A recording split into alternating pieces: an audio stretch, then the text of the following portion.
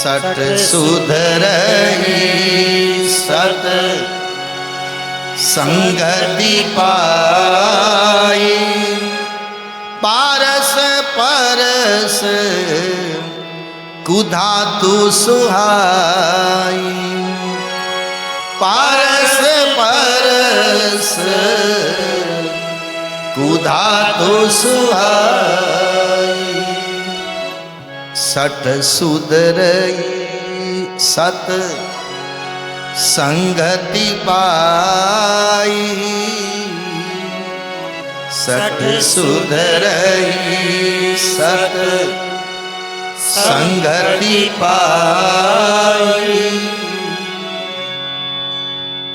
Shut आदमी सुधर जाता है सत्संग पा करके, लेकिन जिसके अंदर दोगलापन हो, दुष्टपना हो, छल कपट भरा हो, उसके आदमी की जिंदगी में कहीं सुधरने के चांस नहीं। देख लेना, कहीं चांस नहीं। उदाहरण मैं आपके सामने कहूं, कालिदास के, कवि कालिदास के बारे में आप लोगों ने सुना होगा, पढ़े लिखे आप जानेंगे। कालिदास महामूर्ख थे, बिल्कुल महामूर्ख। उनके जैसा कोई मूर्ख कोई नहीं इतिहास में। और मूर्खता की हद क्या थी, जो मैंने पढ़ा बचपने में, जिस पेड़ की डाली को काटना होता है तो उसी के ऊपर बैठ करके फिर काटते। इससे ज्यादा मूर्ख और कौन होगा। हाँ, पेड़ पर खड़े रह के तना पकड़ के डाली काटो, ये तो सब जानते हैं, शास्त्र का कहना है। कभी कभी सत्संग में चले जाते, लेकिन रामायण में आया है, मिटेन मलिन स्वभाव अभंगो। मलिन स्वभाव नहीं मिटता। जय हो। जो मलिन मन मलिन है,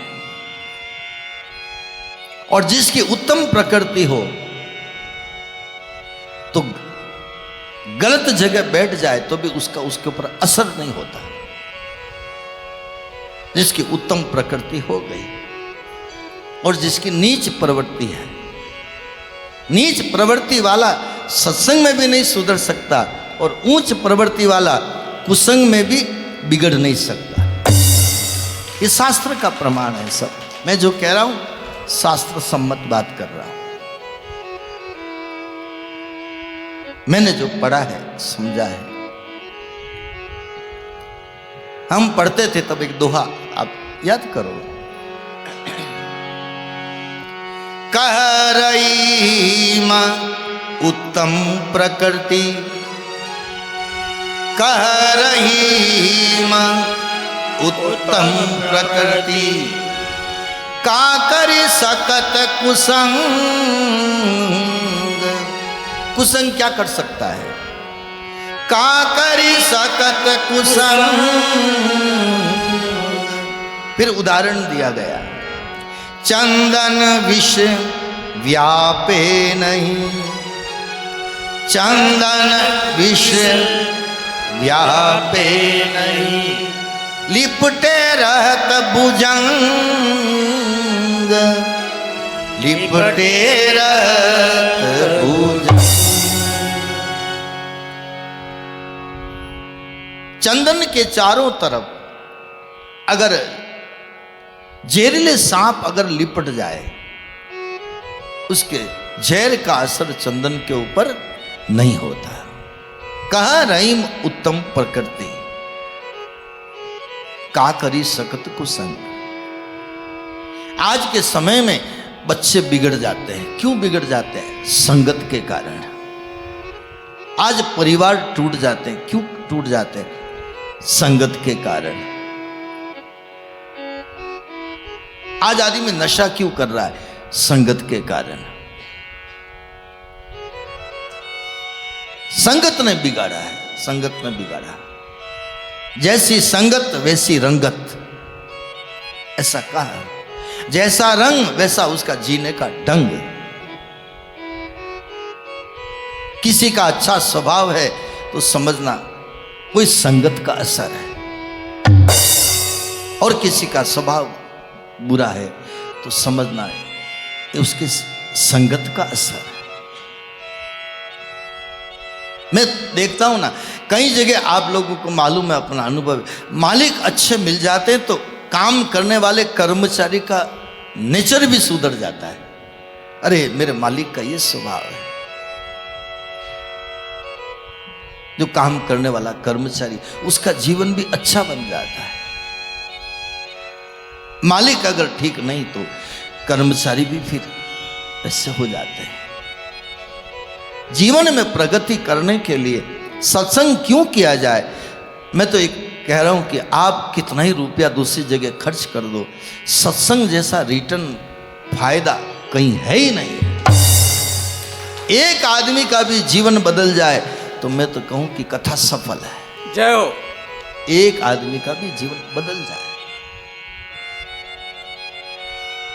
मैं इधर मारवाड़ में, आपके इधर भगवान जहां बुलाते जाते हैं, तो ब्यावर और जोधपुर के बीच में आता है बिलाड़ा, सब जानते हैं। हम बिलाड़ा में कथा करें तो 9 दिन की वो राम कथा का कार्यक्रम था। तो वह कथा सुनने के लिए पूरा गांव खेत में कार्यक्रम रखा था। हजारों की संख्या में पब्लिक आते थे, क्योंकि ऐसी जगह नहीं थी, बाहर टेंट लगाया। तो वहां पर कथा सुनने के लिए सब आते थे। तो एक परिवार आता था, मैं नाम नहीं लेता, मुझे क्या करना है।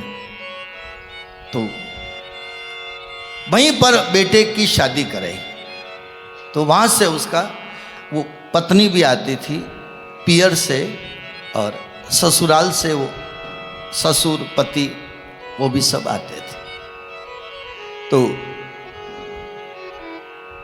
सीता जी का कोई प्रसंग चल रहा था, चौथे दिन की करीब बात है। तो हो गया होगा घर में कुछ शादी में लेन देन के बारे में, जो भी, मुझे इन बातों में नहीं जाना, लेकिन अदालत में मुकदमा चल रहा था। तो इधर से वो बहू भी आती है पियर से, और इधर ससुराल से ससुर और वो भी आते कथा। मुकदमा आखिरी स्टेज के ऊपर था।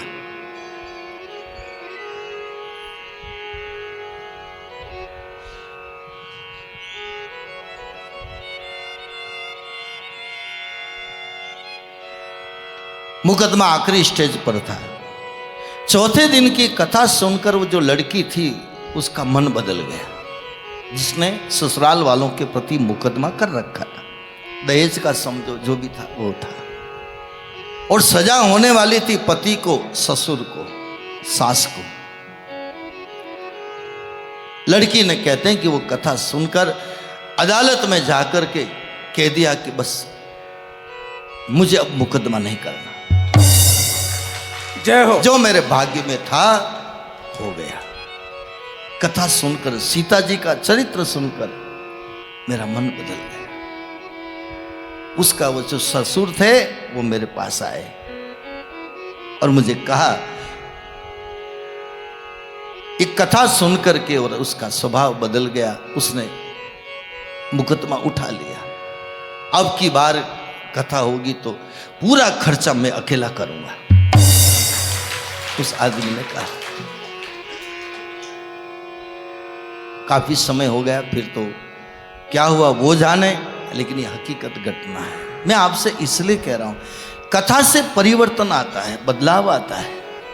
कथा के अलावा आप कहीं भी भगवान का नाम का रुपया खर्च करो, वो waste of money, waste of money, पैसा बर्बाद बर्बाद बर्बाद। उसका रिटर्न मिलना चाहिए, उसका आउटपुट निकलना चाहिए।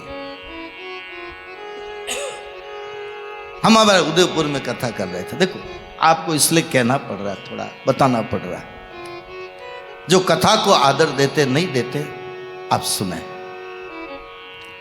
ना। हमारे नरसिंह जी का मायरा चल रहा था उदयपुर में, फतेह सागर की पालक के ऊपर। तो आरती हो रही थी, एक दिन पहले की घटना, समापन था उसके पहले का। तो पास में से तालाब के उधर सड़क जा रही थी, तो हमारे नरसिंह जी के मायरे में प्रसंग चल रहा था। नरसिंह जी को बासी खिचड़ी परोसी ब्याई सगों ने। 16 बाबा जी थे, उनको तो आंख से अंधे थे, उनको तो मालूम नहीं, और वो खिचड़ी परोसी।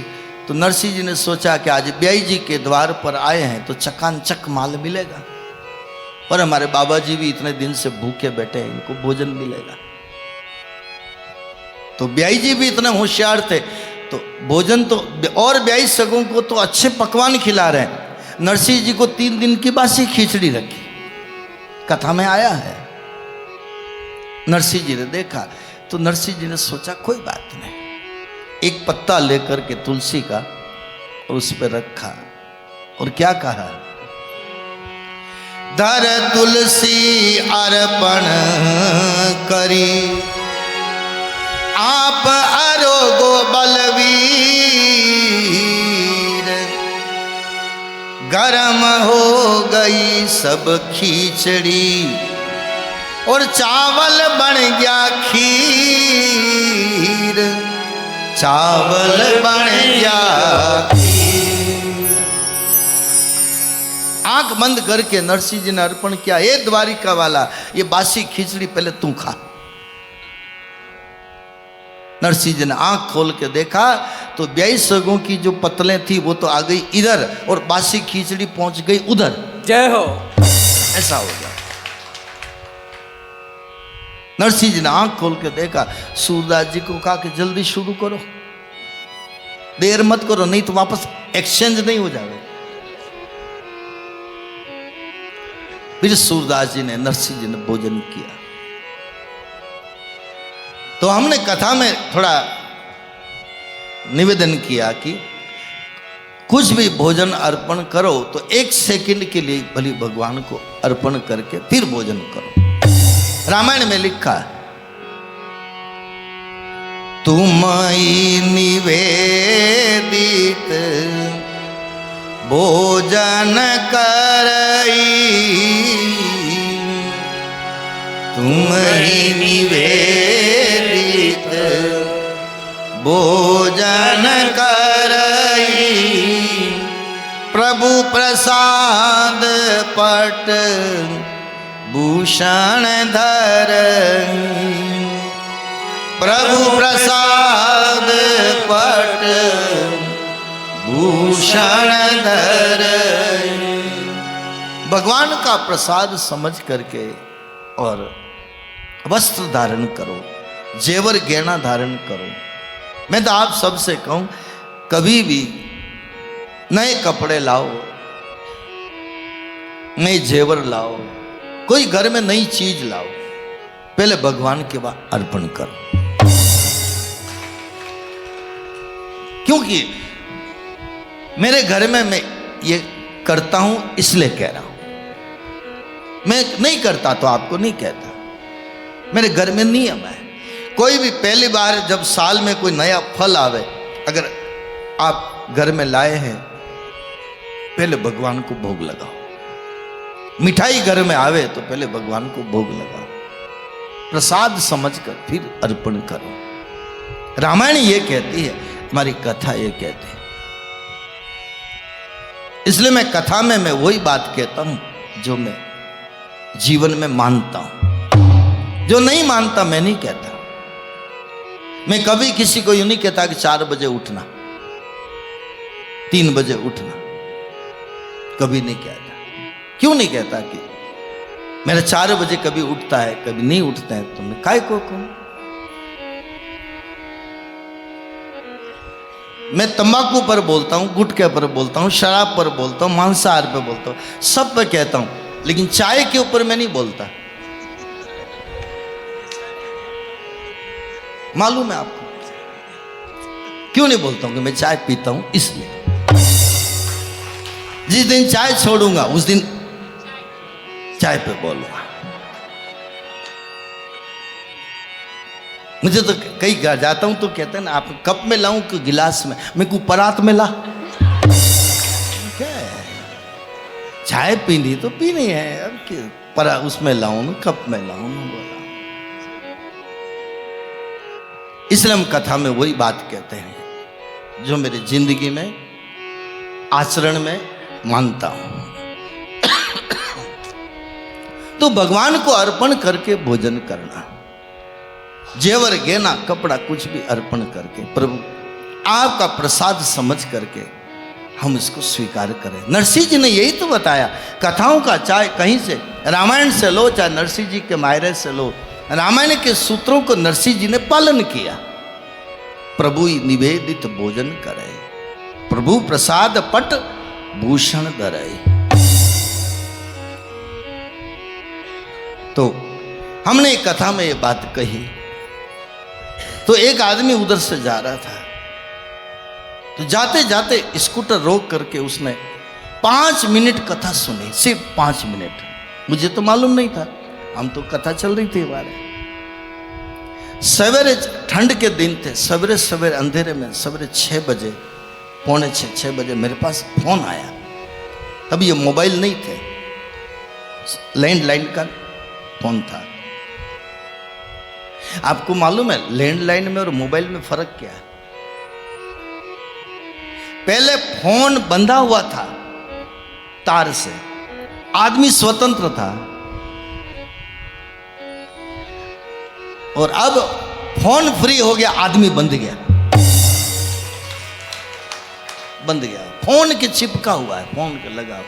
पहले तो बात की रख देते थे, सुबह जाते थे, शाम को आते थे।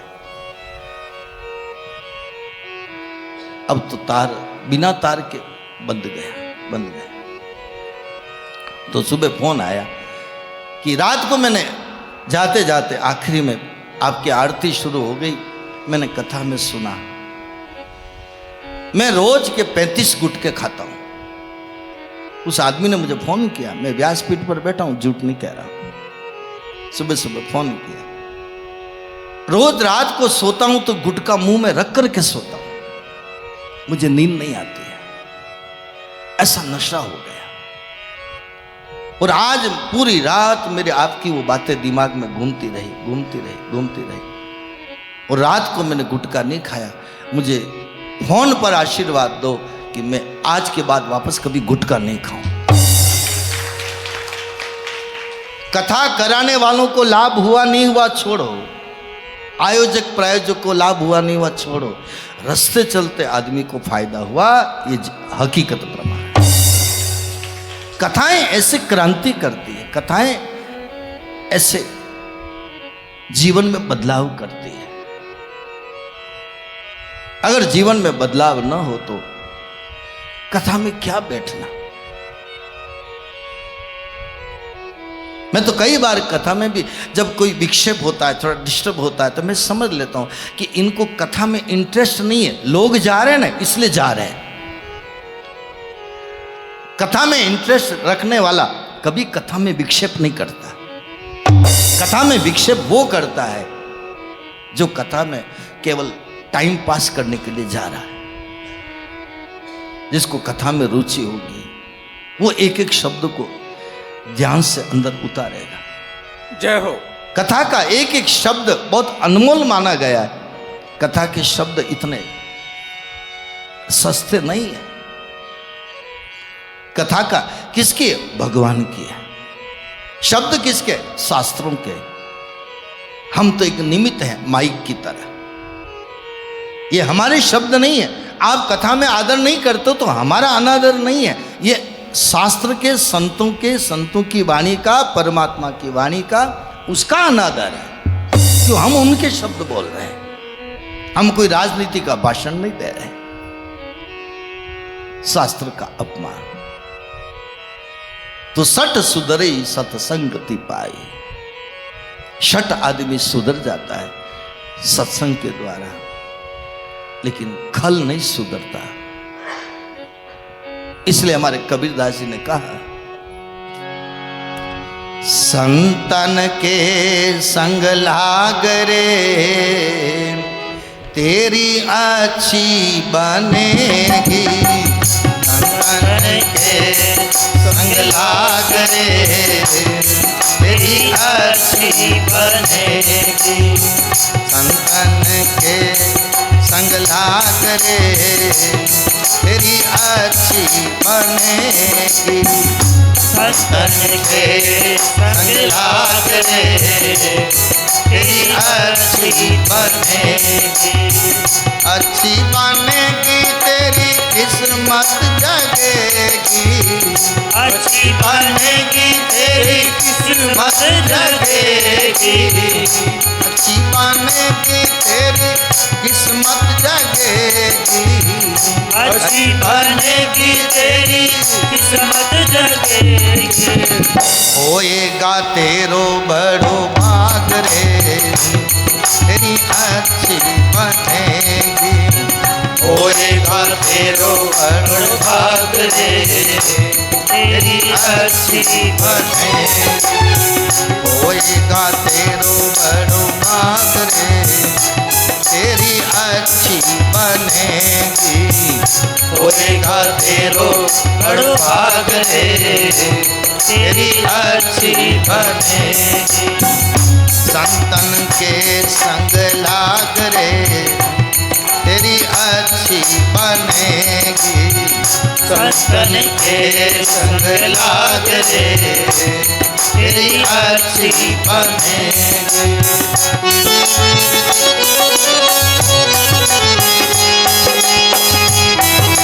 हीरा रे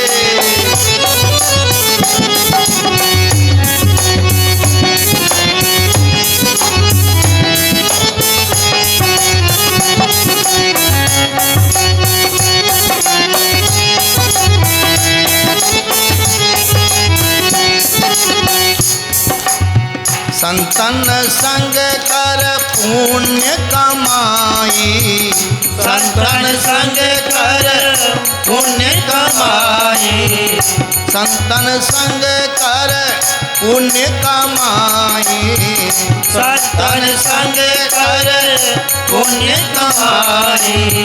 राम चरण अनुराग रे तेरी अच्छी बनेगी। राम चरण अनुराग रे तेरी अच्छी बनेगी। थोड़ा आगे आगे खिसक जाओ। सब आगे खिसको जल्दी। अनुराग सब आगे खिसको भाई जल्दी से। तेरी अच्छी बनेगी। पीछे वाले आओ गया। अनुराग रे तेरी अच्छी बनेगी। 12 दिन हो गए कहते कहते। 12 दिन में बैठना नहीं आया तो आगे भगवान जाने। होएगा तेरो बड़ो भाग रे तेरी अच्छी बनेगी। होएगा तेरो बड़ो भाग रे तेरी अच्छी बनेगी। संतन के संग लाग रे तेरी अच्छी बनेगी। संतन के संग लाग रे तेरी अच्छी बनेगी।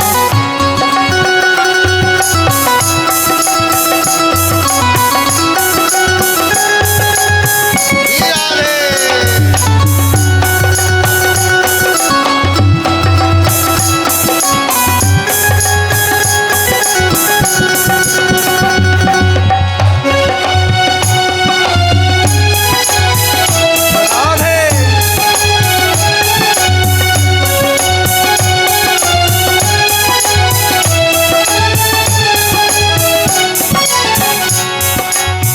मोहन निशा में बहु दिन सोए।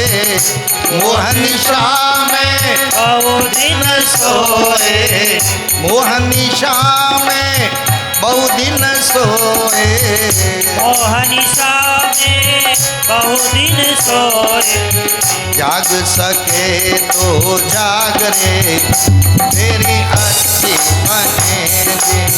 जाग सके तो जाग रे तेरी अच्छी बनेगी।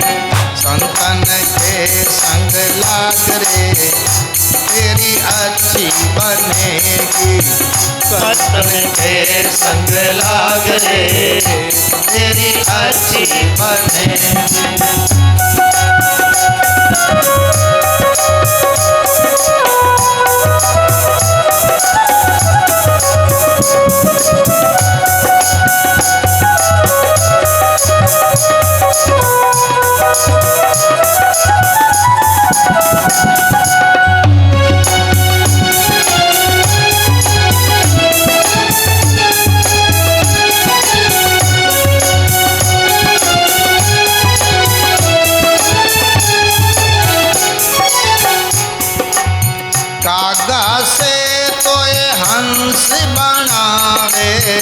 कागा से तोहे हंस बनावे, कागा से तोहे हंस बनावे, कागा से तोहे हंस बनावे, मिट जाए कुल के दाग रे तेरी अच्छी बनेगी, मिट जाए कुल के दाग रे तेरी अच्छी बनेगी, संतन के संग लाग रे तेरी अच्छी बनेगी, संतन के संग लाग रे तेरी अच्छी बनेगी।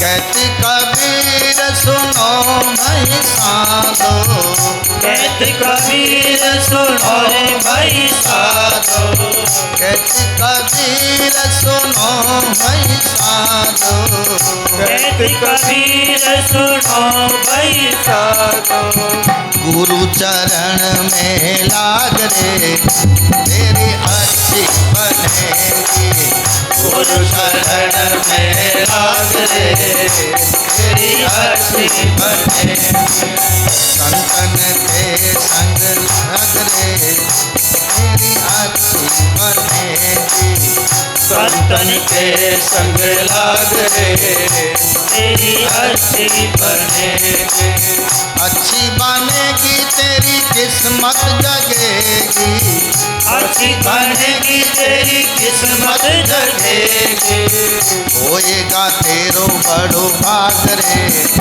तेरी अच्छी बनेगी, होएगा तेरो बड़ो भाग रे तेरी अच्छी बनेगी, होएगा तेरो बड़ो भाग रे तेरी अच्छी बनेगी, होएगा तेरो बड़ो भाग रे तेरी अच्छी बनेगी।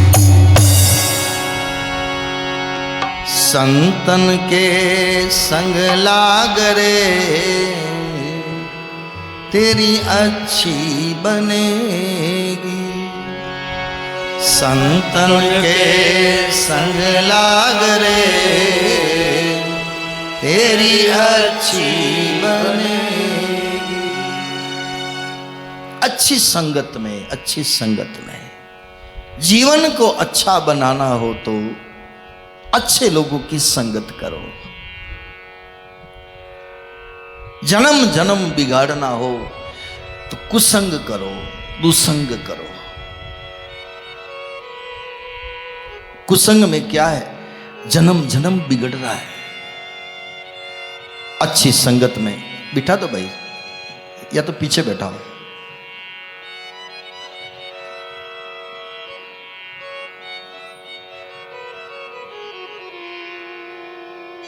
तो संगत का असर, कबीर बाबा ये कह रहे हैं, संतन के संग लाग रहे, मोह निशा में बहु दिन सोए,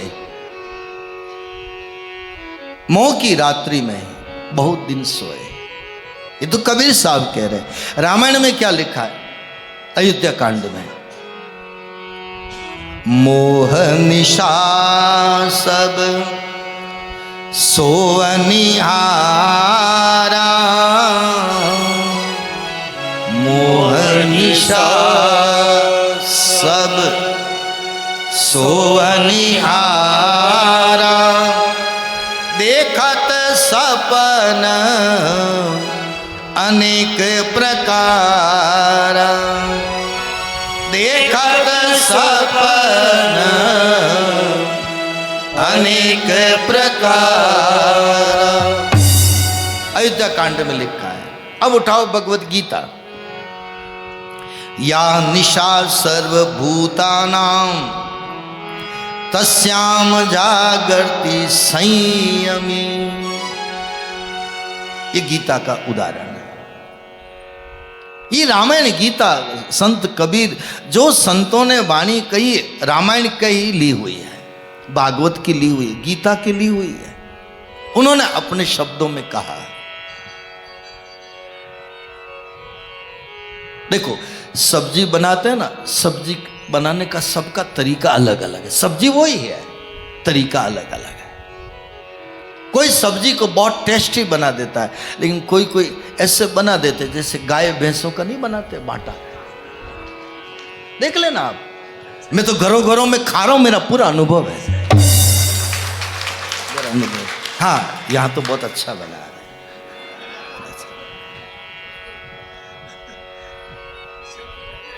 क्या कहूँ, मैं बुराई नहीं कर रहा हूं, बनाने का तरीका अलग अलग है। संतों की वाणी, भागवत की वाणी, रामायण की वाणी, ये सबका अपना, संतों का अपना कहने का तरीका है। किसने कैसे कहा, किसने कैसे कहा।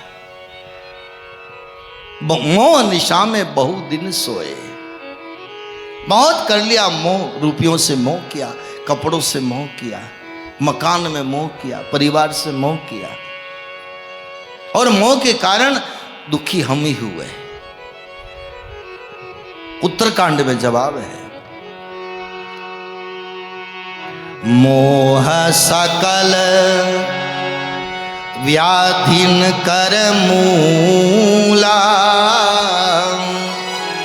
मोह सकल व्याधिन कर मूला, तेहि ते पुनि उपजई बहुसूला, तेहि ते पुनि उपजई बहुसूला।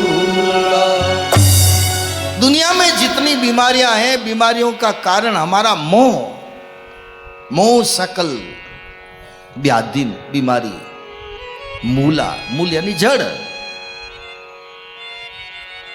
मोह सकल व्याधिन कर मूला, उससे सब बीमारियां पैदा हो रही है। एक आदमी, पिता पुत्र दोनों बैठे थे, चाय पी रहे थे। इतने में अखबार पढ़ते पढ़ते पिता ने देखा, अरे बेटा, हमने यहां से 5 किलोमीटर दूर प्लॉट ले रखा है, उधर से सड़क निकल रही है, गवर्नमेंट का आदेश आ गया, सड़क निकल रही है, और इतने फीट की जगह गवर्नमेंट ले रही है, उसमें हमारा प्लॉट जा रहा है, 10 लाख का प्लॉट है। तो बेटे ने क्या कहा कि पिताजी, आप तो आज अखबार में पढ़ रहे हो, मैंने तो न्यूज में वैसे देख लिया, मुझे तो पता लग गया, तो मैंने तो कल ही मकान का सौदा कर लिया। अभी चाय पीते पीते पिताजी ने पढ़ा तो अखबार में पढ़ती टेंशन, और बेटे ने कहा कि मैंने पिताजी कल सौदा कर दिया। पिताजी की चाय फिर मीठी लगने लग गई। वाह बेटा, वाह बेटा, वाह बेटा। इतने में टेलीफोन आया, सौदा तो कैंसल, चाय फिर जहर बन गई। अब आप बताओ, मकान अपनी जगह, प्लॉट अपनी जगह, घर में बैठे बैठे 1 मिनट में तो चाय जहर बन रही है ना, 1 मिनट में मीठी लग रही है। तो आसक्ति कहीं मकान में है, कहीं शरीर में है, कहीं कपड़ों में है। हमारा मोह हमको दुख दे रहा है, कोई दूसरा नहीं दे रहा है। और जहां पर मोह है, हर बीमारी वहां से पैदा हो रही है। शरीर में कई बीमारियां होती है खान पान के कारण, इन कई बीमारियां होती है मानसिकता के कारण। आप चिंता में रहोगे तो देखना, आपका ब्लड प्रेशर बढ़ सकता है, आपको शुगर बढ़ सकती है, आप डिप्रेशन में आ सकते हैं, आपकी पाचन शक्ति कमजोर हो सकती है, आपकी नींद कम हो सकती है। चिंता जब आती है तो शरीर दुबला करती है, नींद कम करती है, भोजन कम करती है, कितनी चीजें कम हो जाती है, फिर कोई ना कोई बीमारी लग जाती है। एक चिंता इतना खा जाती है, कीड़े की तरह, कीड़े की तरह। क्या तुलसीदास जी ने लिखा है, मैं पूरी रामायण नहीं कर रहा हूं, मैं तो इसमें से निकाल निकाल करके कह रहा हूं। जवाब है हमारे जीवन के हर प्रश्न का। आप कितनी ईर्ष्या करो, किसी से द्वेषता करो, आपका शरीर अंदर से अंदर आपको खाएगा। एक जैन संत ने कहा, ईर्ष्या आदमी को ऐसे खाती अंदर ही अंदर, जैसे कपड़े को उदई खा जाती है। दीमक, दीमक, दीमक।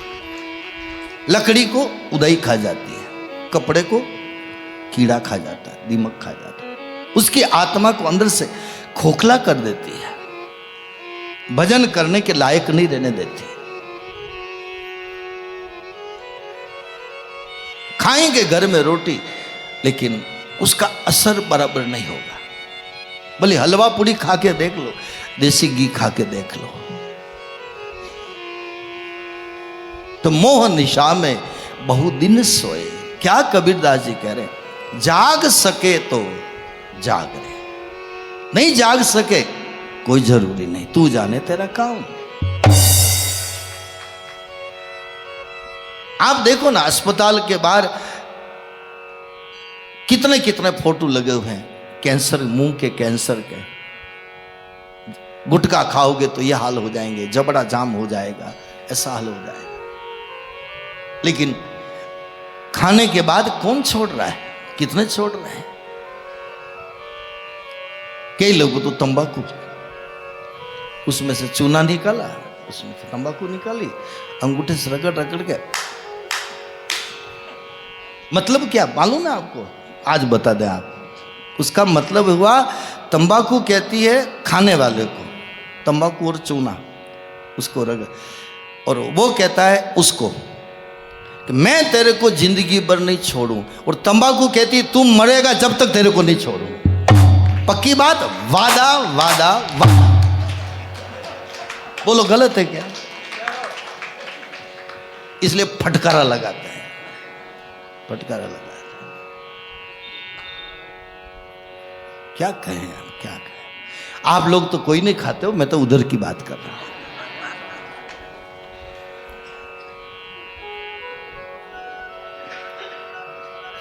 खाने जैसी चीजें नहीं खा रहे हैं, नहीं खाने जैसी खा रहे हैं, नहीं पी। अरे मैंने तो गुरु, हाँ, संत गोरखनाथ ने कहा, क्या मैं इन महापुरुषों की वाणी स्मृति में आ जाती है। गुरु गोरखनाथ ने कहा, ये शरीर मंदिर है, ये शरीर एक मंदिर है, आत्मा परमात्मा के रूप में बैठी है। इसमें आप गंदा खाओगे, गंदा पियोगे, इसका मतलब मंदिर को गंदा कर रहे हो। मंदिर को स्वच्छ रखो, जैसे शरीर को स्वच्छ रखते, मंदिर को स्वच्छ रखते, तो ऐसे शरीर को स्वच्छ रखो। जिसका भगवान को भोग नहीं लगे वो चीजें मुंह में नहीं डालना। और सबको मालूम है तंबाकू का भोग कौन लगाता है, गुटखे का भोग कौन लगाता है। मैंने तो उधर मारवाड़ में देखा, ये बाया भी खाती है, बाया भी खाती है। एक मकान में मैं गया, मेरे तो देखो अनुभव है इसलिए कह देता हूं। एक मकान में रोटी खाने गया, बुलाया मेरे को, 15 मेंबर थे उस घर में। 15 में से 13 लोग गुटखा खाने वाले, और उसमें सबसे छोटा बच्चा 5 साल का। और उस बच्चे को खिलाने वाले कौन? दादाजी। अब दादाजी पोते को क्या संस्कार देने चाहिए, क्या करना चाहिए? दादाजी पोते को गुटखा खिला रहे हैं। कहां गई बुद्धि उन दादाजी की? मैंने कहा भाई तुम ये गुटखा छोड़ो तो तुम्हारे घर रोटी खाऊं, बाकी मैं तो नहीं खाता। क्या समाज में ये गंदगियां चल रही है। जहां गंदगी है वहां बंदगी नहीं है, जहां बंदगी है वहां कोई गंदगी नहीं है। गंदगी और बंदगी का असर देखो। जहां बंदगी है वहां कोई गंदगी नहीं है। कई लोग तो नहीं कहते सब छोड़ दूं पर गुटखा को नहीं छूटे। क्या हो गया है? कहां से पकड़ा गुटके ने? हमारे मन से पकड़ा है, मन से पकड़ा है। ऐसी आसक्ति हो गई है। क्या संत लोग कह रहे, जाग सके तो जाग, छोड़ सके तो छोड़, नहीं छोड़ सके तो तेरी मर्जी। जाग सके तो। मैं एक जोधपुर कथा करने जा रहा था, तो देसूरी के आगे नाडोल में आशापुरा माता का मंदिर है। तो निकले तो मैंने कहा दर्शन माता जी के करते जाएं। तो माता जी का दर्शन किया, आशापुरा माता जी नाडोल। दीवार पर एक दोहा लिखा हुआ था, बहुत अच्छा दोहा, मुझे याद आता, कई बार कथा में मैंने सुनाया। और दोहा क्या था?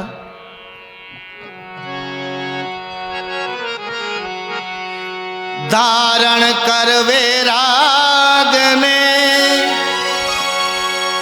बांधी पितारी पाग।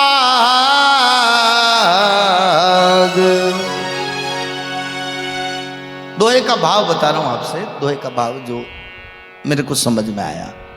किसी के घर मौत हो गई, और मौत हो गई तो बड़े बेटे के पगड़ी बांधते हैं। पगड़ी दस्तूर हमारे समाज में है, पगड़ी बांधने का। समाज के लोग आए, गांव के लोग आए, पगड़ी का दस्तूर था। तो जिसके पगड़ी बंध रही थी वो बिल्कुल सीरियस मूड से बैठा था, कारण कि पिता मर गया। वो कोई हंसेगा थोड़ी, बहुत सीरियस में बैठा है।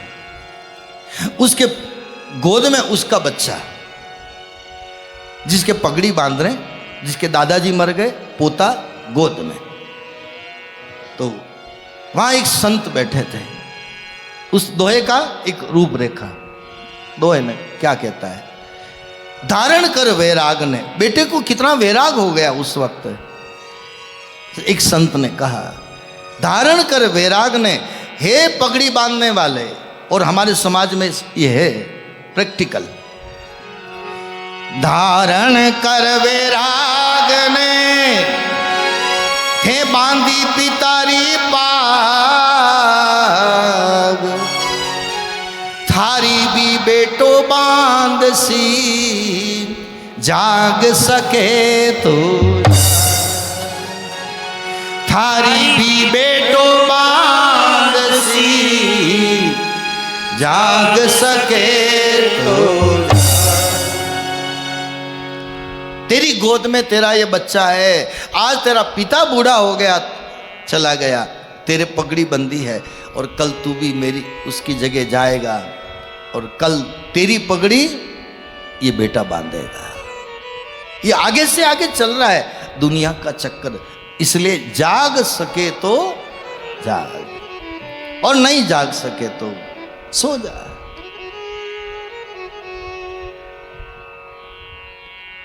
हमारे नरसिंह मेहता प्रभातियां गाते थे भगवान को जगाने के लिए। मीराबाई गाती थी प्रभातियां ठाकुर जी को जगाने के लिए। भक्तों ने गाया भगवान को जगाने के लिए। लेकिन भगवान ये कहना चाहते हैं, मैं तो जागा हूं, मुझे जरूरत नहीं है, दुनिया वालों को जागने की जरूरत है, क्योंकि दुनिया सोई हुई है। इसलिए हमारे संतों ने कहा, उठ जाग मुसाफिर बोर बई अब, रैन कहाँ जो सोवत है। उठ जाग मुसाफिर बोर बई अब, रैन कहाँ जो सोवत है। सोवत है सो खोवत है, और जागत है सो पावत है। सोवत है सो खोवत है, और जागत है सो पावत है। शब्द पर ध्यान दीजिएगा। जो सोएगा वो खोएगा, जो जागेगा वो पाएगा। इसलिए कहते हैं जागो जागो बंसी वाल लालन, जागो मोहन प्यारे रे। भक्त लोगों ने गाया, सूरदास जी ने गाया। लेकिन परमात्मा कहते हैं भागवत के माध्यम से, रामायण के माध्यम से, गीता के माध्यम से, या निशा सर्वभूतानाम, सब सोए हुए हो, जागो जागो जागो। देखो रामायण में एक प्रकरण है, आपको मालूम होगा। जब राम को वनवास हुआ और सारे जो अयोध्यावासी थे सुन करके बहुत बेहाल हो गए। सबने क्या निर्णय किया, हम भी साथ में जाएंगे, हम राम के साथ जाएंगे, राम के साथ जाएंगे। खूब समझाया। राम जी ने कहा वनवास मेरे को हुआ है, आप लोग क्यों चल रहे हो, आप परिवार में रहो, 14 साल बीत जाएंगे, वापस आऊंगा और आप यहीं पर रहो। तो कहा कि नहीं, हम तो साथ में चलेंगे। बहुत जिद करी। तो भी लक्ष्मण जी भी थे, सुमंत जी भी थे। कहा कि तुम सब साथ में चल रहे हो, करोगे क्या आकर के। तो वहां पर सब लोगों ने एक साथ इकट्ठे होकर क्या बोले, राम बन को जाएंगे तो हम भी संग में जाएंगे, राम बन को जाएंगे तो हम भी संग में जाएंगे, राम बन को जाएंगे तो हम भी संग में जाएंगे, राम बन के जाएंगे तो हम भी संग में जाएंगे, राम वापस आएंगे तो हम भी वापस आएंगे, राम वापस आएंगे सब तो गाओ। हम भी वापस आएंगे। मैं देख रहा हूं कि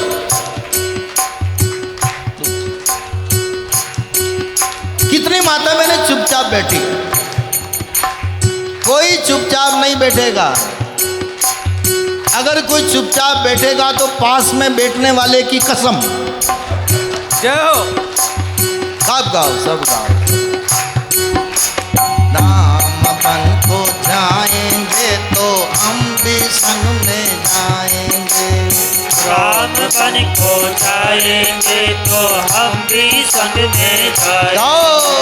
राम बन को जाएंगे तो हम भी संग में जाएंगे, राम बन को जाएंगे तो हम भी संग में जाएंगे, राम वापस आएंगे तो हम भी वापस आएंगे, राम वापस आएंगे तो हम भी वापस आएंगे, राम वापस आएंगे, वापस आएंगे, राम वापस आएंगे तो हम भी वापस आएंगे, राम मन को जाएंगे तो हम भी संग में जाएंगे, राम बन को जाएंगे तो हम भी संग में जाएंगे।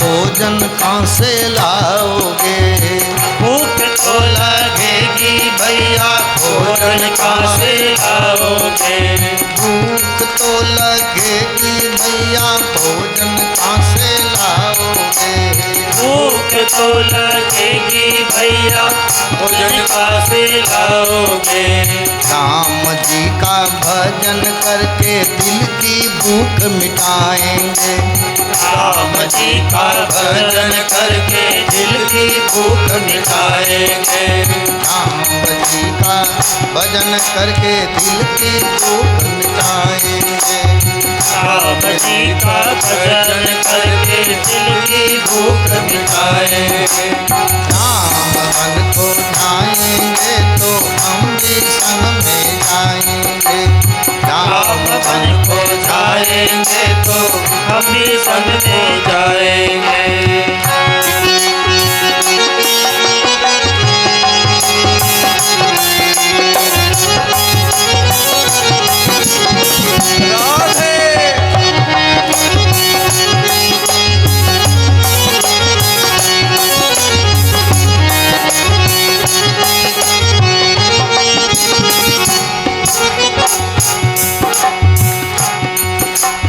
प्यास तो लगेगी भैया, पानी कहाँ से लाओगे? प्यास तो लगेगी भैया, पानी कहाँ से लाओगे? अरे प्यास तो लगेगी भैया, पानी कहाँ से लाओगे? प्यास तो लगेगी भैया, पानी कहाँ से लाओगे? राम जी का दर्शन करके दिल की प्यास बुझाएंगे। राम जी का दर्शन करके दिल की प्यास बुझाएंगे।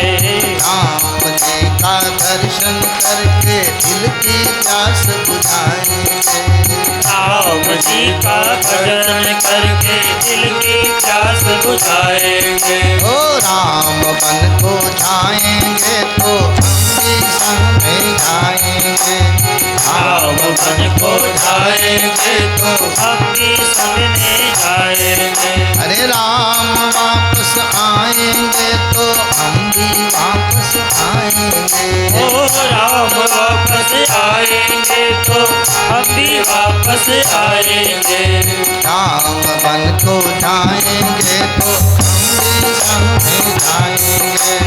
राम को जाएंगे तो हम भी संग में जाएंगे। ओ राम बन को जाएंगे तो हम भी संग में जाएंगे। राम बन को जाएंगे तो हम भी संग में जाएंगे। तो राम जी का दर्शन करेंगे, दिल की प्यास बुझाएंगे। अखियां हरि दर्शन की प्यासी, प्यास बुझाएंगे दर्शन करके। जिद पकड़ ली अयोध्या वासियों ने, हम आएंगे, हम आएंगे, हम संग में आएंगे। भगवान ने कहा क्या करें? सुमंत जी से कहा, सुमंत जी ये अयोध्या वाले पीछा नहीं छोड़ेंगे, ऐसा करो आज का रात्रि विश्राम यहीं करो। और तमसा नदी के तट पर कहते हैं कि विश्राम किया है। सब सो गए, घर छोड़ा, परिवार छोड़ा,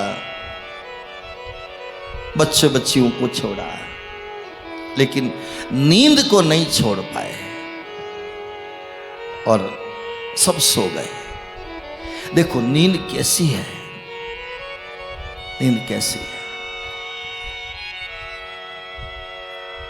घर में भली किसी की मौत हो जाए ना, भली लाश पड़ी हो, फिर भी आप रोगे तो कब तक रोगे, जागोगे तो कब तक जागोगे।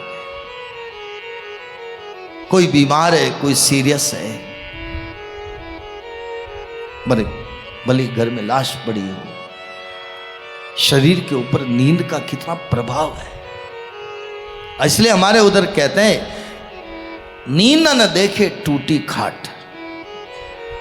टूटी हुई खाट हो ना, नींद आती तो उस पर भी आ जाती है। बस में सफर करते हैं ना, तब देखो ना कैसे कैसे जगह नहीं मिलती है, तब कहां बैठ बैठ करके सो जाते हैं। नींद न देखे टूटी खाट, प्यास न देखे धोबी घाट। खूब प्यास लगे, प्राण निकलने वाले हों, आप तालाब का भी पानी पी लोगे, भली सब जानवर पानी पी रहे हो, क्योंकि प्राण निकल रहे हैं। वो पानी भी आपको जीवन दान दे सकता है। तो नींद न देखे टूटी खाट, प्यास न देखे धोबी घाट, और भूख न देखे ठंडा भात। भूख जब लगती है तब ये चावल रोटी ठंडी है कि कैसी है, अच्छी लगती है। आप सब आते हो ना उधर से मारवाड़ से, तो कितना नाश्ता साथ में लेके आते हो, कहने की जरूरत नहीं है, आप सब जानते हैं। और इसमें विशेष होते हैं खाखरे। खाखरे कुछ ताजा बने हुए थोड़ी है, कब बने कब पैकिंग हुए, लेकिन ठंडी पूड़ियाँ अचार खाखरे, ट्रेन में सफर करते हैं, भूख लगती है, वो स्वादिष्ट लगते हैं। स्वाद किसी वस्तु में नहीं है, स्वाद भूख में है। हम दापे हुए हैं ना, इसलिए कहते कि नहीं भा रहा है, अच्छा नहीं लग रहा है, ये नहीं लग रहा। भूख भूख भूख, और भूख एक तरह की नहीं है, कई तरह की भूख है। कामनाओं की भूख है, प्रशंसा की भूख है, मान की भूख है, मुझे मान मिले, मुझे मान मिले, आदर की भूख। रोटी की भूख तो लगती है, थोड़ी देर तृप्ति हो जाती है, लेकिन मान की भूख, सम्मान की भूख, कितनी भूख है। तो भूख है ना, देखिए ठंडा भात, भूख जब लगती है तो वो भी अच्छा लगता है। तो नींद एक ऐसी बीमारी है, बीमारी तो नहीं कहूंगा, अच्छी चीज है। नींद आना भी भगवान की कृपा, और नींद खुलना भी भगवान की कृपा, दोनों चीज, दोनों चीज। मुझे तो कभी कभी विचार करता हूं, सवेरे 5 बजे कौन जगाता है घर घर में जाके? परमात्मा की शक्ति जगाती सबको। दिन उग गया, उठो उठो उठो। रात होती अपने आप झपकी लगने लग जाती है, बच्चा बेटा अब सो जाओ सो जाओ सो जाओ। नहीं तो नींद की गोलियां लेने से भी नींद नहीं आती है। बड़े बड़े बंगले हैं, आप देखो, बंगले कई लोगों के बड़े हो सकते हैं, लेकिन नींद आ जावे तो समझना भगवान की विशेष कृपा है। और खाया हुआ भोजन पच जाए, समझना ये भगवान की विशेष कृपा। मैंने तो बड़े बड़े लोगों को देखा है, सब्जी नहीं खा सकते, दूध नहीं पी सकते, मिठाई नहीं खा सकते, कुछ नहीं खा सकते, दाल का केवल पानी पानी पीते हैं। कोई कोई तो बिल्कुल लूखी रोटी खाते हैं। कितने लोगों शरीर की बीमारी है, उनका दोष नहीं है, बहुत कुछ है, लेकिन खाया हुआ पच जाए, रात को नींद अच्छी आ जाए, समझना भगवान की कृपा। नहीं तो नींद कई लोगों की उड़ी हुई है।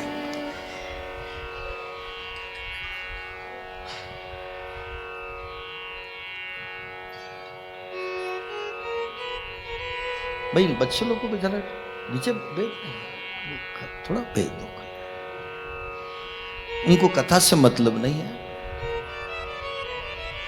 उनको एक डिब्बा नीचे पहुंचा दो, नीचे दे दो उनको।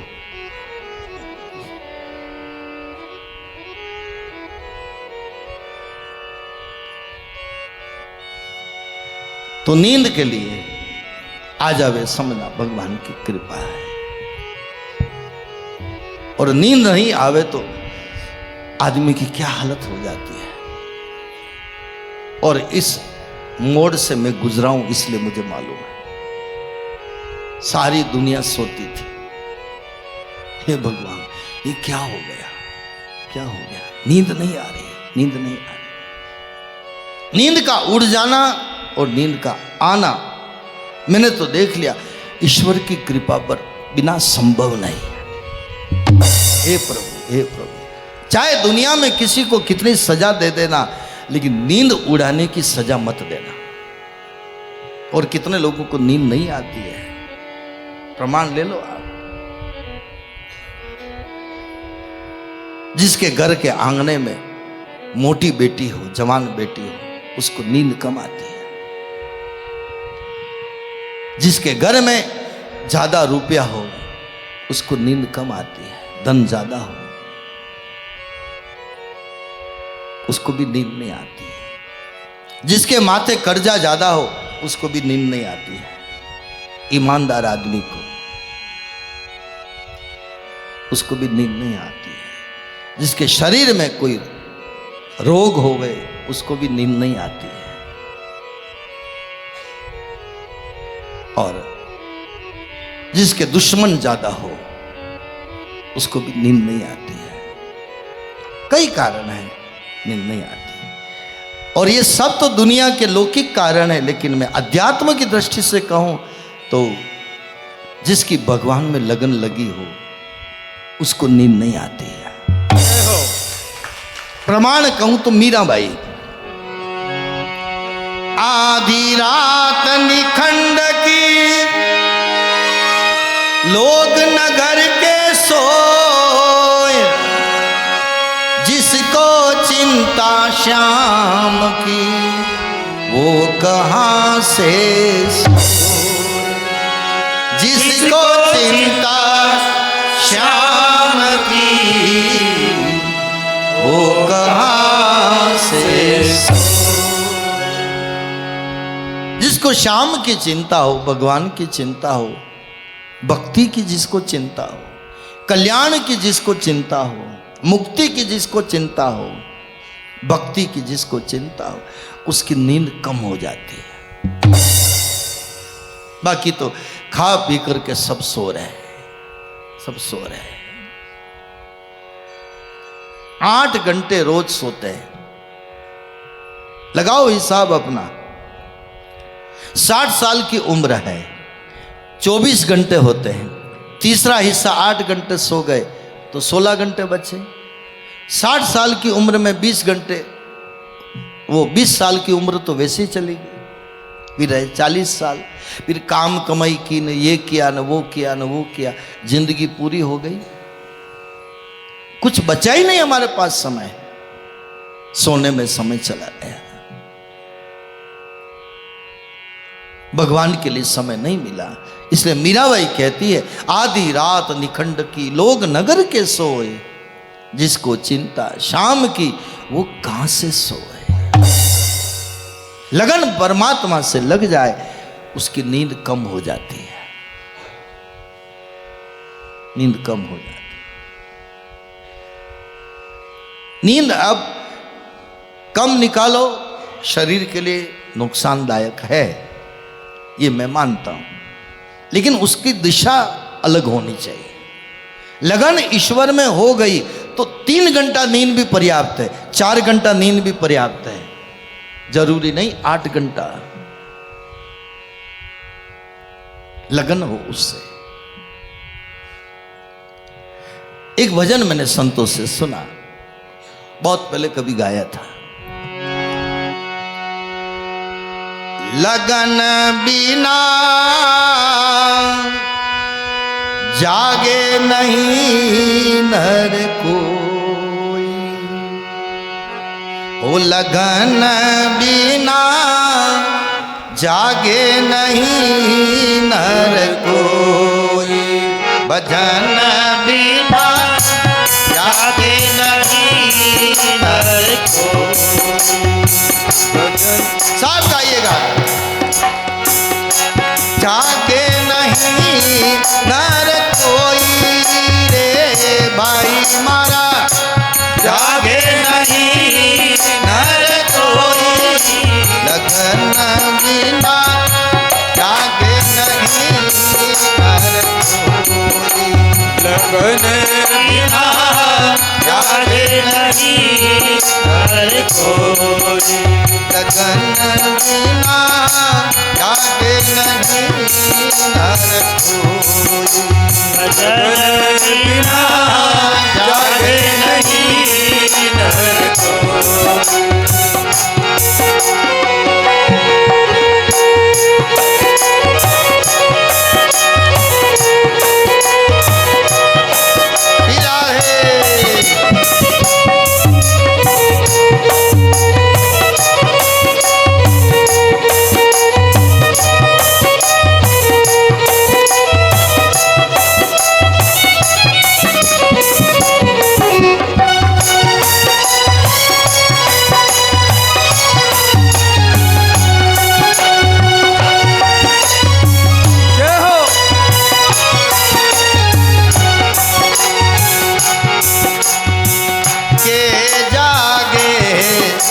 नगरी को राजा के जागे, नगरी को राजा के जागे, नगरी को राजा के जागे, नगरी को राजा दुख प्रजा में होई,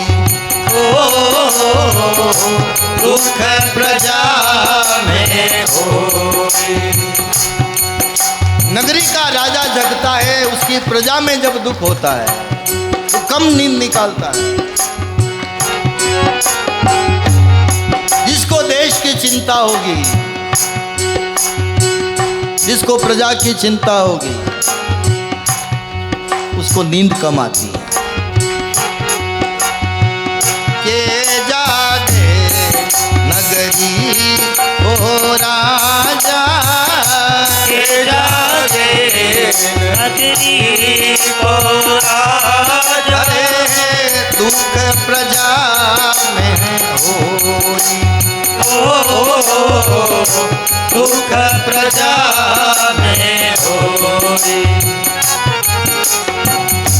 के जागे कोई प्रेम सुंदरी, के जागे कोई प्रेम सुंदरी, के जागे कोई प्रेम सुंदरी, के जागे कोई प्रेम सुंदरी। जागो पीऊ परदेसा होई रे भाई मारा, पीऊ परदेसा होई, लगन बिना जागे नहीं नर कोई, लगन बिना जागे नहीं नर कोई। जिसका पिया परदेश में हो उसको नींद नहीं आती। पीऊ परदेसा होई रे भाई मारा, पीऊ परदेसा होई, लगन बिना जागे नहीं नर कोई, लगन बिना जागे नहीं नर कोई। भजन बिना जागे नहीं नर कोई, भजन बिना जागे नहीं नर कोई।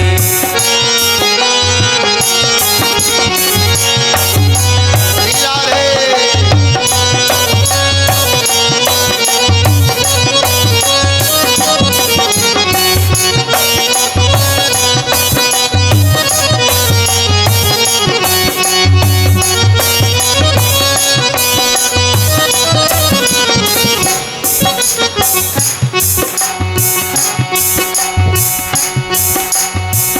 के जागे पालकरी माता, के जागे बलरी माता, के जागे पालकरी माता, के जागे बालकरी माता। लाल लाड़ लो रोई, लाल लाड़ लो। कभी बच्चे की तबीयत खराब हो, बुखार आता हो, कौन जागती है? माँ जागती है। और ये देवता तो सोया रहता है, नींद में झुलझुलाता है। अरे चुप कर इसको, चुप कर इसको, मुझे नींद नहीं आ रही है, मुझे नींद नहीं आ रही है। लेकिन माँ किसको कहेगी इसको बुखार आ रहा है, इसकी तबीयत खराब है। जाओ के जागे बालक री माता, के जागे बालकरी माता। आवाज नहीं आ रही क्या बात? आज 11 तो नहीं है ना?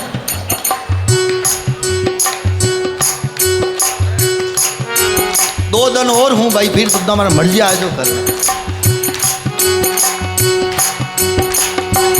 के जागे बालक री माता, के जागे बालक री माता, लाल लाड़ लोई, ओ लाल लाड़ लोई।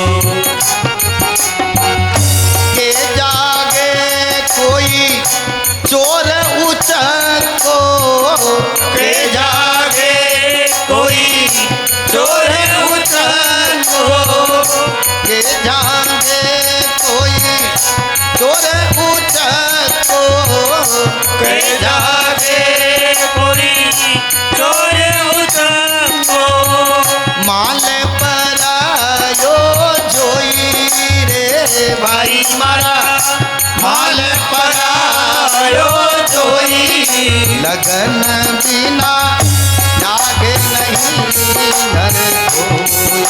लगन बिना जागे नहीं नर कोई। इसलिए देखना सारी दुनिया सो जाती है, चोर जागता है। कहाँ चोरी करूं, कैसे चोरी करूं, कैसे चोरी करूं। के जागे कोई चोर उचको, के जागे कोई चोर उचको, माल परायो जोई रे भाई मारा माल परायो जोई, लगन बिना जागे नहीं नर, लगन बिना जागे नहीं नर कोई। लगन बिना जागे नहीं नर कोई। लगन बिना जागे नहीं नर कोई।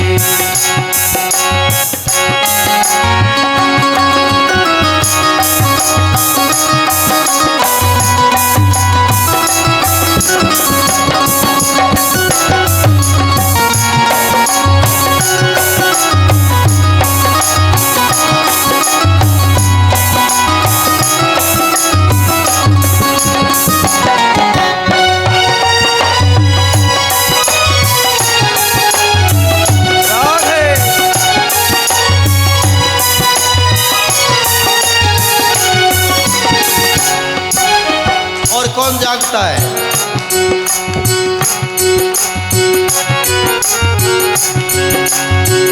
के जागे कोई संत सूरमा, के जागे कोई संत सूरमा, के जागे कोई संत सूरमा, के जागे कोई संत सूरमा, लगन हरि से ओ लगन लगन हरि से हो।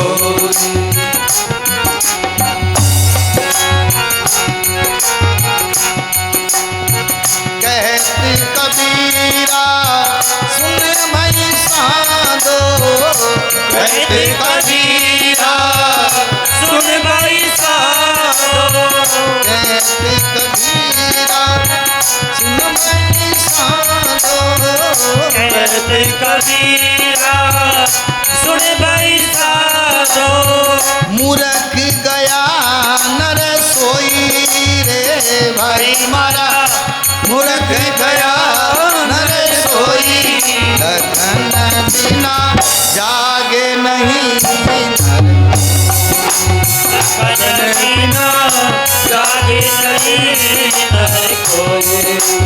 मूर्ख लोग सो जाए अच्छा।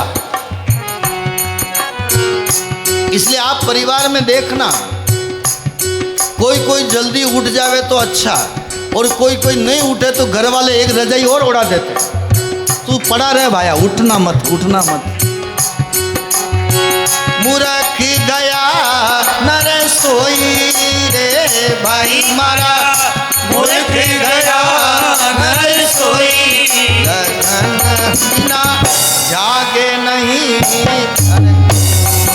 लगन बिना जागे नहीं नर कोई लगन बिना जागे नहीं हर कोई लगन बिना जागे नहीं नर कोई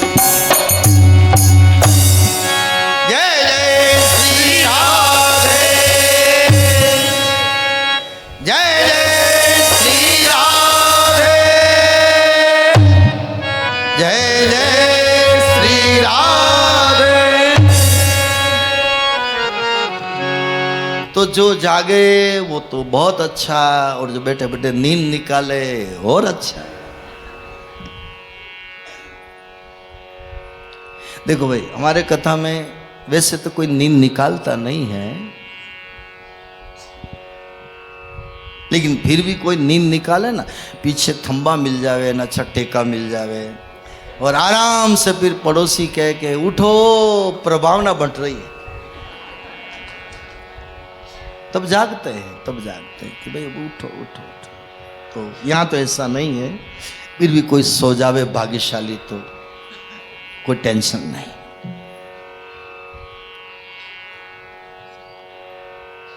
इसलिए जागो जागो, इस मोह निद्रा से जागो, उसी के लिए कार्यक्रम है।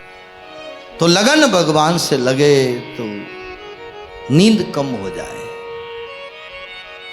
जिसका भजन बढ़ेगा उसका भोजन घटेगा, वजन घटेगा, और जिसका भोजन बढ़ेगा उसका वजन बढ़ेगा, वजन घटेगा। ये नियम है। अब आप कैसे, आप अपना अपना जीवन व्यक्तिगत है। एक भाई साहब जीवने के लिए गए तो कहते कि बाप और बेटा साथ साथ में बैठे थे, तो बेटा दो निवाला खावे ने फिर पानी पिए, दो निवाला खावे फिर पानी पिए। बाप बैठा बैठा आंखें निकाल रहा कि यहाँ पर 101 रुपया तो खोल भरी है, लिफाफा दिया है, या पानी पानी से पेट भर रहा है, पानी पानी से पेट भर रहा है। आंखें निकाले मोटी मोटी, लेकिन लड़का ध्यान ही नहीं दे पिताजी के, खाता जाने फिर पानी पीता जाए। भोजन पूरा हुआ और बाप ने एक बेटे के थप्पड़ लगाई। मालूम नहीं कितना लिफाफा दिया है, कम से कम इतना खाता तो सही। पानी से पेट भर रहा है, खाता जा रहा है, पानी पी रहा, खाता जा रहा, पानी पी रहा। तो लड़के ने कहा कि पिताजी आपसे ज्यादा तो मैंने खाया है। तेने कैसे खाया? कि आप तो केवल खाते गए, मैं तो खाता गया ना, पानी पी के उसको जमाता गया। बाप ने एक थप्पड़ और लगे कि मेरे को क्यों नहीं बताया। घर में भूखे रहते, वहां जाके कसर निकालते हैं। मैंने लोगों को देखा, वहां निकालते हैं। बच्चे स्कूल से आवे न कि मम्मी भूख लगी, थोड़ा काठो रह और मजबूत रह, जिम्मा ने जानो।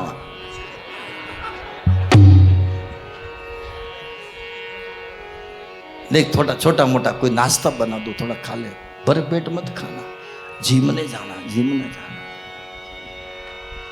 बच्चों को भूखा रखती है। आपके इधर की नहीं कह रहा हूं भाई, आप समझ सकते, आपके इधर की नहीं।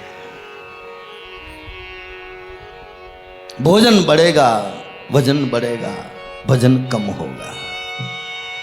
इसलिए बड़े इसके संबंध है साधना में। तो जागत है सो पावत है, सोवत है सो खोवत है। किसने खोया? जवाब रामायण का। तमसा नदी के तट पर जागे कौन? लक्ष्मण जी, सुमंत, सीता जी, राम। सोए कौन? पूरे अयोध्यावासी। भगवान राम ने कहा सुमंत जी ये सब लोग पीछे चलेंगे, चुपचाप चलो। और ब्रह्म मुहूर्त में भगवान राम सुमंत जी को कहा, रथ को तैयार करके आगे निकल गए। फिर जब वापस सवेरे जब सब उठे अयोध्यावासी, देखा राम कहाँ, लक्ष्मण कहाँ, जानकी कहाँ, राम तो निकल गए। सारे अयोध्यावासी रो रो करके वापस अपने अपने घर को आए। तो राम क्यों निकले? क्योंकि नींद के कारण सो गए, इसके लिए। और इसलिए हमारे यहाँ कहा जाता है, उठ जाग मुसाफिर बोर भई, रैन कहाँ जो सोवत है, सोवत है सो खोवत है अयोध्या वासियों की तरह, और जागत है सो पावत है लक्ष्मण जी की तरह। लक्ष्मण जी 14 साल तक नहीं सोए, 14 साल तक भाई भौजाई की सेवा के लिए। आज भाई भौजाई के लिए कौन जागता है देवर? पत्नी को छोड़ करके भाई भाभी के लिए, परमात्मा के लिए। आप रामायण में पढ़ो, मैं क्या क्या कहूँ, समय मेरे पास कम है, कहने को बहुत कुछ है। भगवान चाहेगा तो आगे अंजल पानी होगा तो फिर आएंगे, और फिर रामायण के और ऐसे गूढ़ अर्थ, गूढ़ कथाएं, भागवत की गूढ़ कथाएं जो आपने कभी सुनी नहीं होगी। अगर अंजल पानी होगा तो फिर सुनाएंगे। अभी तो तत्व उसका सार आपको निकाल करके परोस रहे, वो भी आए 13 साल के बाद। 13 साल के बाद तो अच्छा लग रहा है आप लोगों के भाव को देख करके। ऐसा लगता है और क्या सुनाए, और क्या सुनाए। प्योर इसमें से जितना बन पा रहा है आपको रख रहे। तो लक्ष्मण जी राम का वन का जाना सुना तो आप देखो, राम से कहा प्रभु मैं भी आपके संग चलूंगा। राम ने कहा नहीं लक्ष्मण, वनवास मेरे को मिला, तू आके क्या करेगा? नहीं तू मत चल, मैं चलूंगा प्रभु। मैं तो आपको छोड़ के जा नहीं सकता, रह नहीं सकता। तो भाई भगवान राम ने कहा मां से आज्ञा लेके आ। सुमित्रा मां से आज्ञा लेने के लिए भेजा भगवान राम ने मां को आके। और मन में थोड़ा डर रहे हैं कहीं मां मना न कर दे, मां मना न कर दे। सहमते आए, मां मेरे प्रभु को वनवास हुआ है, चौके चारू पूर्ति। अरे मेरे प्रभु को वनवास हुआ है, मां आपकी आज्ञा हो तो मैं जाऊं। आंख में आंसू भर करके सुमित्रा जी कहती है, जो राम वन में जाते हैं, हे लखन अवध तुम्हार काज कछु नाई, तुम्हारा अयोध्या में कोई काम नहीं है, जाओ जाओ जाओ। आज्ञा दे दी। बड़े खुश हुए लक्ष्मण जी, जाने लगे। जाते जाते वापस बुलाया, इधर आओ इधर आओ। हाँ मां बोलो, मेरी एक आज्ञा सुनो। 14 साल के लिए मैं तुम्हें आज्ञा देती हूं, और एक चौपाई में सब लिखा है। अयोध्या कांड में आपको मिले तो ठीक, नहीं मिले तो आप मेरे पास आ जाना। ये रामायण भी पढ़ी है, यहाँ कोई चाहे तो लेना। क्या लिखा है वहां? राग रोष ईर्ष्या मद मोह, राग रोष ईर्ष्या मद मोह, सपने जानी इनके बस हो, सपने जानी इनके बस हो। राग रोष ईर्ष्या मद और मोह कितने खतरनाक है। एक माँ अपने बेटे को क्या सीख दे रही है? बेटा ये राम की भक्ति में, राम की सेवा में ये बाधक तत्व है, इसका ध्यान रखना। और एक चौपाई में, आधी चौपाई में क्या माँ ने कहा? राग, कहीं राग मत रखना, कहीं आसक्त मत हो जाना, कहीं मन को मत फंसा देना प्रभु की भक्ति में। और हमने पहले भी कहा, राग और द्वेष ईश्वर की भक्ति में बाधक है। राग में गुण नहीं, राग में अवगुण नहीं दिखते। जिसके प्रति आसक्ति ममता होती ना, उसको उसके कोई भी अवगुण नहीं दिखते। इसलिए बेटा कितना ही नालायक हो, बेटा कैसा भी हो, शराब पी के आता हो, माता पिता को मारता हो, चोरियां करता हो, थाने में जाता हो आए दिन, फिर भी मां उसके अवगुण नहीं देखती है, क्योंकि राग है, आसक्ति है, ममता है। और द्वेष में गुण नहीं दिखते। जिससे आपको नफरत होगी, कोई आप तारीफ करेगा तो कहेंगे हम जानते हैं। पूर्वाग्रह, द्वेषता। कहीं राग में फंस मत जाना। बेटा सुमित्रा लक्ष्मण जी को कह रहे, रोष, रोष मत करना, क्रोध मत करना। रोष किसके ऊपर? मां कैकेयी के ऊपर। उसने 14 साल का वनवास दिया, तो कैकेयी पर रोष मत करना। राग तेरी पत्नी उर्मिला में, उसमें मत रखना। ईर्ष्या, ईर्ष्या, भरत से ईर्ष्या मत करना। भरत को राज मिल गया, हमको वनवास मिल गया। भाई से ईर्ष्या मत करना। और मैंने पहले भी कहा, भाई भाई से ईर्ष्या ज्यादा कर रहा है। भाई भाई को देख करके अंदर तकलीफ हो रही है। क्या रामायण की मैं बात करूं, मैं तो इसमें से खोल के निकाल के दे रहा हूं। एक भाई था, राम, भरत, ये मेरे प्रभु की संपदा है। राम कहते हैं, भरत तू कहे तो अभी मैं अयोध्या चलने के लिए तैयार हूं, लेकिन पिता को कलंक लग जाएगा। रघुकुल रीत सदा चली आई, प्राण जाए पर वचन न जाए। भरत जी समझ गए, नहीं नहीं, जय विधि प्रभु प्रसन्न मन होई, करुणा सागर कीजिए सोई। जो मेरा प्रभु करे ठीक है। राम कहते जो मेरा भरत कहे वो कर लो। दो भाई देखो, राम और भरत। एक रामायण में दो भाई और है, रावण और कुंभकर्ण। लेकिन दो भाई और है सुंदरकांड में। कौन? हनुमान जी और विभीषण। अब आप कहोगे कि विभीषण तो रावण का भाई था। बात ठीक है, लेकिन रिश्ता जुड़ा है ना। देखो, यहाँ खून के रिश्ते तो हैं, लेकिन क्या आपके यहाँ पर नहीं है, ये मेरे धर्म के माता पिता हैं, ये मेरे धर्म के भाई हैं, समय पर आके आपको निभा दे रिश्ता। तो एक धर्म का भाई हनुमान जी ने भी तो बनाया। कौन बनाया? विभीषण। पढ़ लो सुंदरकांड में। तब हनुमंत कहा सुनु भ्राता, देखी चहूं जानकी माता। देखी चहूं जानकी माता। तब हनुमंत कहा सुनु भ्राता, हे भाई। विभीषण ने कहा मैं तो रावण का भाई हूं, आपका भाई कहां से? हनुमान जी ने बुद्धि का प्रयोग किया।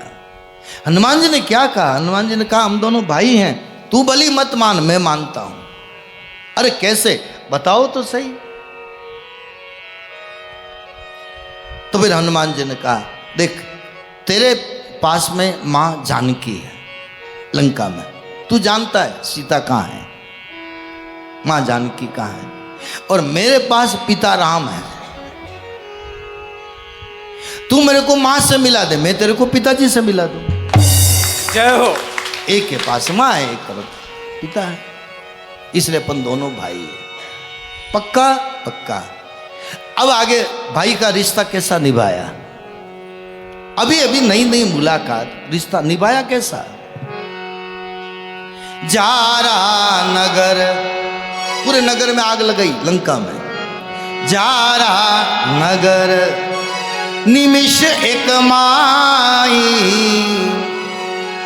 एक विभीषण कर गृहना। पूरी लंका में आग लगाई हनुमान जी ने, विभीषण का घर नहीं जलाया। हनुमान जी से पूछा कि सबको जला आग लगाई, विभीषण का घर क्यों नहीं जलाया? कि भाई का रिश्ता जुड़ गया। ये भाई भाई के बारे में मिसाल रामायण की देखो हमारे, और भाइयों की मिसाल देखो तो महाभारत। काका बाबा के भाई है पांडव कौरव, सुई की नोक के बराबर भी जमीन देने के लिए तैयार नहीं है, इसलिए नाम पड़ गया महाभारत। अतश्री महाभारत कथा, कथा है पुरुषार्थ की, स्वार्थ की, परमार्थ की, सारथी जिसके बने हैं कृष्ण भारत सार्थ की। अतश्री महाभारत कथा। इसलिए कई लोग घर में महाभारत नहीं रखते हैं।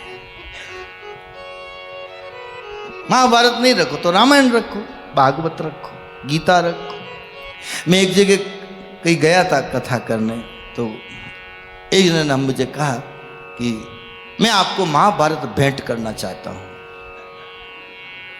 तो मैंने कहा दे दो, ये तो व्यास जी का ग्रंथ है। तो मैंने कहा आप क्यों देना चाहते हो? कहते हैं कि घर में महाभारत होती तो घर में महाभारत होती, लड़ाई झगड़ा महाभारत होती। तो मैंने कहा मेरे घर में होगी तो? आपकी घर की महाभारत तो हटाना चाहते हो और मेरे को देना चाहते हो। मैंने कहा दे दो, और मेरे घर की होगी तो निपट लेंगे। और तो क्या कर, 7 खंड है, बड़े बड़े 7 खंड में, इतनी बड़ी 7 भाग मेरे पास रखे हुए हैं। महाभारत व्यास जी का ग्रंथ है। ये रखने से महाभारत नहीं होती है। महाभारत होती है लोभ के कारण, स्वार्थ के कारण, छल कपट के कारण, विश्वासघात के कारण, नासमझी के कारण, और आखिर में कहूं तो मोबाइल के कारण। कितने महाभारत के इसमें सबका सहयोग है, सबका सहयोग। इसलिए तो कहते हैं ना कि मोबाइल का विशेष सहयोग है। पियर में माँ पग पग की रिपोर्ट लेती ना, बेटा तू कैसे है, क्या है, क्या है, क्या है। इसलिए तो बेटियों का शादी कराने के बाद ससुराल में मन नहीं लगता है। थोड़े दिन छोड़ दो उनके हाल पर, सुख दुख तेरा तू जाना। मेरे घर आवे तो हंसती हंसती आना, रोती रोती कभी मत आना। अगर माँ कह दे तो बेटियों का घर जम जावे, जम जावे। लेकिन स्वार्थ के पीछे, लोभ के पीछे कई बहुएं आज के समय में ऐसी है, बेटियों का घर जमने नहीं देती है। इधर की बात नहीं कर रहा हूं, मेरे उधर की बात है।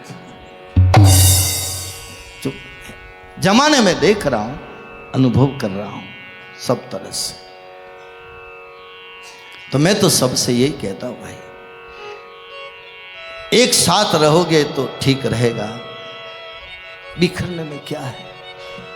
एक दिल के टुकड़े 1000 हुए, कोई यहां गिरा, कोई वहां गिरा, कोई इधर गिरा, कोई उधर गिरा। तो महाभारत तोड़ती है भाइयों को, रामायण सबको जोड़ती है। इसलिए राम, भरत, हनुमान, विभीषण, ये बड़े अच्छे प्रसंग और उदाहरण हैं। संगत मिली है ऐसे भाई की, हनुमान जैसा भाई मिला तो विभीषण राम की शरण में पहुंच गया। जय राम की शरण में पहुंचा तो आप देखो ना, सुग्रीव ने वहां पर प्रश्न खड़ा किया, अरे प्रभु ये तो रावण का भाई है, यहां आया है। और जैसे ही आया तो भगवान अस कई राम तिलक ते सारा, तिलक कर दिया समुद्र का जल मंगा के। अरे प्रभु अभी आप तिलक कर रहे हो, जानकी मिली नहीं है, रावण अभी तक गद्दी पर बैठा है और राज तिलक कर दिया, राजा इसको कैसे बना दिया? राजा तो रावण है। भगवान राम की आंखों में आंसू आ गए। राम ने कहा कि भाई मैंने तो भाव में इतना आ गया कि मैंने तो तिलक कर दिया। सो संपत्ति शिव रावण ही दीन दिए दसमात, सो संपदा विभीषण ही सकुच दीन रघुनाथ। सुंदरकांड मैंने दे दिया। अरे प्रभु रावण अभी जानकी को लेके आ गया तो फिर विभीषण का क्या होगा? राम ने क्या जवाब दिया, वाह मेरे प्रभु राम। राम कहते हैं भली रावण आ जाए शरण में, मैं उसको नहीं मारूंगा, छोड़ दूंगा और रावण राजा बना रहेगा। तो फिर प्रभु आपने तो तिलक कर दिया विभीषण का। तो कहा अयोध्या की गद्दी पर मेरा भाई भरत नहीं बैठा है, अयोध्या की गद्दी खाली पड़ी है, मैंने राजा बनाया। रावण अगर गद्दी पर नहीं बैठने देगा तो विभीषण को मैं अयोध्या का राजा बना दूंगा। जय हो। ऐसो को उदार जग माई, बिन सेवा जो द्रवे दीन पर, राम सरिस को नाई। ऐसा मेरे राम, ऐसे मेरे राम, ऐसे मेरे राम। तो क्या क्या प्रसंग कहे, बहुत अच्छा लगता है। बैठने के बाद जो आ जाता है आपको बांट रहे हैं, जो जो सार सार क्रीम क्रीम मक्खन मक्खन निकाल करके और आपको परोस रहे हैं। और आप जीम रहे हो, 2 दिन जीमने और आना।